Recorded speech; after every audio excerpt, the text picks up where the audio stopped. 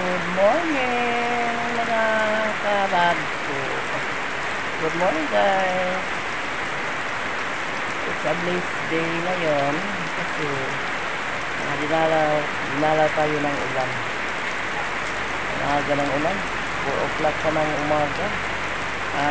Malakas na yung ulan. Biglang umulan. Ang init-init pa naman ngayon na week. Pero thanks God na dinalaw tayo ng ulan ngayon.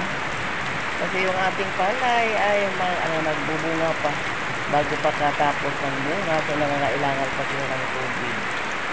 Buti lang hindi tayo nakagasto ng patubig. Balak pa naman iduli ngayon araw na magpunta doon para magpatubig.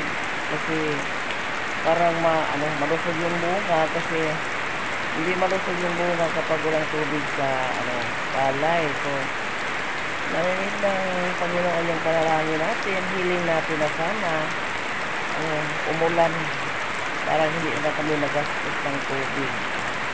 Laki kayang magastos sa tubig kapag magpatubig kami ni Anan kasi isang buong araw 1,000 yung magastos namin sa patubig para maka-absorb yung tubig sa ilalim ng palay. So yan, magastos kami ng 1,000 kada patubig namin ni Anan. Pero salamat sa Diyos na marinig yung panalangin ko na sana umulan. So, yan, nandito na yung ulan. It's a blessing today sa ulan.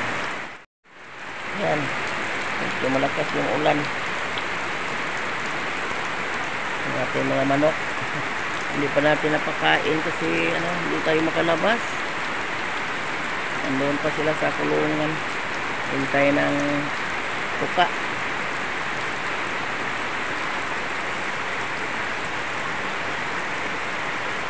Ang ng daan, ang tahimik ng daan ngayon. Klase pa naman pero paano yung mga estudyante natin? Malakas yung ulan. Silipin natin yung ating yan. Malakas kaya ng ulan. May kulog pa.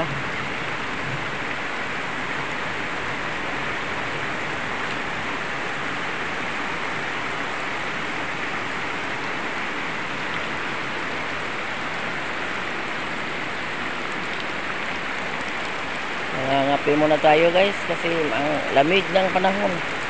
Ay nako, wala pa man di ay kung kape. Bili pa man ako sa tindahan di ay malakas yung ulan. Sira pa naman yung payong ko. Nasaan na ba yung payong na sira? Ay nandoon sa iniram di ay ni Shalin kahapon kasi payong daw siya kainit. Ngayon ulan na naman. Magandang araw sa lahat. Magandang tanghali. Yan, medyo makulimlim pa yung guys. Makulimlim pa yung kalangitan natin guys kasi nandito pa yung bagyo. Hindi pa lumabas yung bagyo. Apektado na din yung Visayas ngayon. So walang pasok. Wala pang pasok ngayon sa mga eskwelahan. Nandito pa yung mga kiddos sa labas. Tapos na sila tanghalian. Pero ako at saka si Ate Lang at saka si James hindi pa nagtanghalian kasi nanghuli sila ni James ng mayroon kasing nag-harvest ng sa fish pond doon sa kabilang kabilang barangay. So nagpunta si James at saka si Jason. So nanghuli din sila. Anong tawag dyan? Kanang nanugok sa Bisaya to guys. Nanghuli din sila. Yan, silipin natin yung ating tinula. Nagtula ako ng bangus at saka banami. Ito yung nahuli nila. Medyo may pagkamaliit pa kasi natakot daw yung may-ari ng fish pan na baka ma-overflow yung fish pan. So hinarvest na lang kasi maabutan, parang hindi ko na maabutan ng bagyo. Masayang naman. Yan, hiniwa ni James yung mga bangos para marinate. Magawa tayo ng tawag diyan, daing. Daming dadaingin natin, guys. Yan. At saka yung banami ay huli din ni James. Buti na lang, ang mahal pa naman dito sa merkado. Buti na lang, kinuha lang niya doon sa fish pan. Kasi dami daw mga taong huli ng mga isda doon. At saka banami. Payagan naman din sila sa may-ari parang makaulam daw. So yan, yung mga huli ni James, ang mga dagko na. Yan, pabugso-bugso na naman yung ulan. Malakas yung hangin, malakas din yung ulan. Kaya natin ngayong araw, guys, wala nang bagyo kasi kanina sumikat yung araw. Maganda yung sikat ng araw kanina, pero ngayon may umaambo na naman sa langit.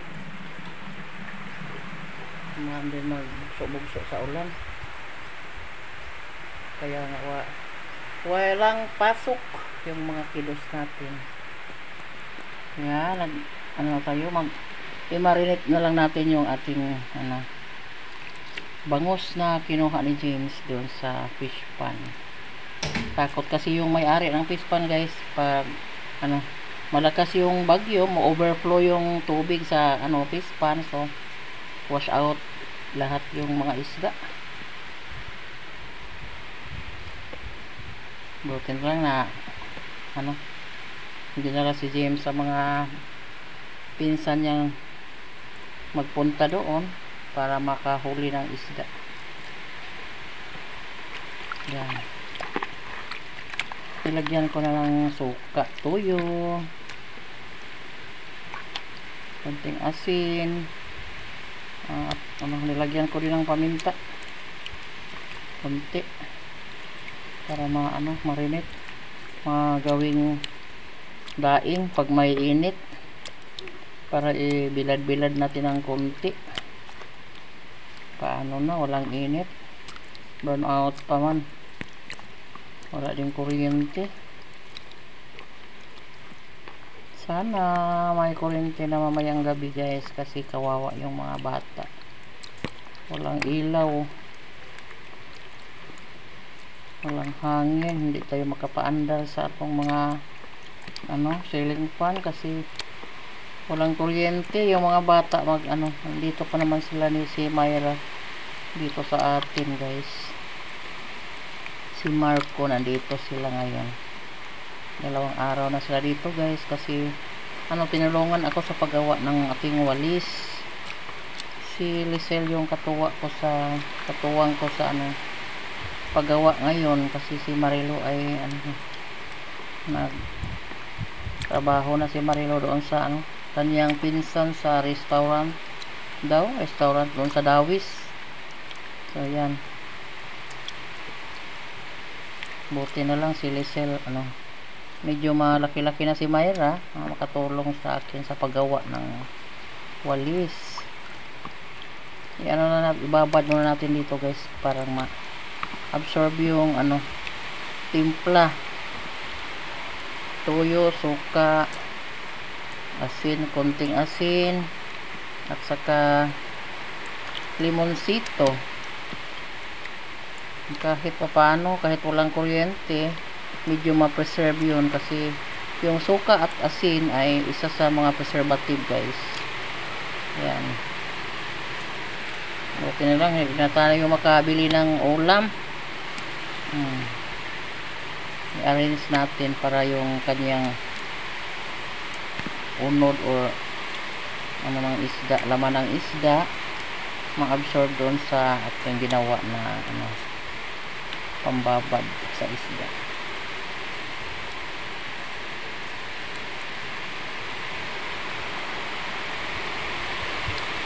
Silid pa naman natin sa ating refrigerator pag may kuryente, pero wala. Ang ating refrigerator nasira na. Pero makaano pa man, makalamig pa man. Pero dahil luma na, mas malaki yung ano sa kuryente. Kain sa kuryente yung mga luma na ano.